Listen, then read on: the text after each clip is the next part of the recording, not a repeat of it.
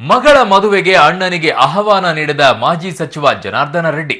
ರಾಜಕೀಯ ಕಡುವೈರಿಗಳಿಗೆ ಆಹ್ವಾನವಿದ್ರೂ ಕೂಡ ಒಡ ಹುಟ್ಟಿದ ಸಹೋದರರಿಗೆ ಆಹ್ವಾನವಿಲ್ಲ.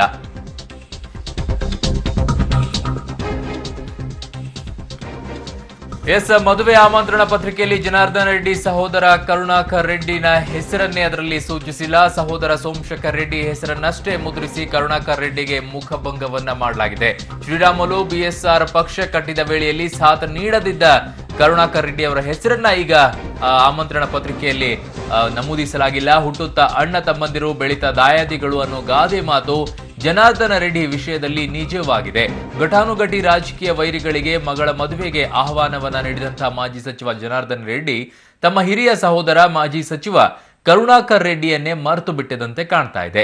ತಮ್ಮ ಮಗಳ ಮದುವೆಯ ಆಮಂತ್ರಣ ಪತ್ರಿಕೆಯಲ್ಲೂ ಸಹ ಮನೆಯ ಹಿರಿಯಣ್ಣನ ಹೆಸರನ್ನು ಸಹ ಹಾಕಿಸದೆ ಸಹೋದರನನ್ನ ದೂರವಿಟ್ಟಿದ್ದಾರೆ.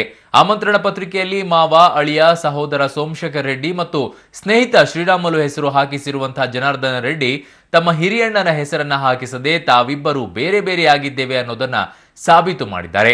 ಅಕ್ಕಪಕ್ಕದ ಮನೆಗಳಲ್ಲೇ ವಾಸ ಮಾಡ್ತಾ ಇದ್ರು ಕೂಡ ಅಣ್ಣನನ್ನೇ ಮರೆತು ಮಗಳ ಮದುವೆ ಮಾಡುತ್ತಾ ಇರುವಂತಹ ಮಾಜಿ ಸಚಿವರ ಈ ತೀರ್ಮಾನ ಅವರ ಬೆಂಬಲಿಗರಲ್ಲಿ ಚರ್ಚೆಗೆ ಗ್ರಾಸ ಮಾಡಿಕೊಟ್ಟಿದೆ.